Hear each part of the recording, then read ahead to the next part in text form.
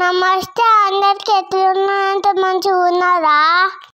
ఈరోజు స్పెషల్. ఈరోజు మా మమ్మీ సేమియా పాయసం చేసింది. అది ఇప్పుడు మీకోసం చూసేయండి. స్టవ్ పైన గిన్నె పెట్టుకొని కింద మంట పెట్టుకొని గిన్నెలో నెయ్యి వేసుకొని సేమియా వేయించుకోవాలి. సేమియా మంచిగా ఫ్రై అయినాక ఒక 4 గ్లాసుల గరం నీళ్ళు పోసుకోవాలి. సేమియాకు సగం అంత ఉడికినాక పాలు పోసుకోవాలి. మన ఛానల్ ఎవరైనా మొదట చూస్తారా అయితే జల్లు సబ్స్క్రైబ్ చేసుకోండి, అలాగే లైక్ చేయండి, షేర్ చేయండి.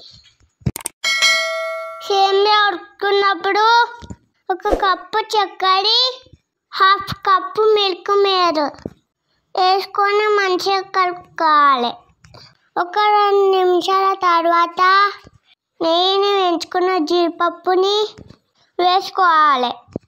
అంతే, మన ఎంతో టేస్టీ అయిన సేమియా పాయసం రెడీ.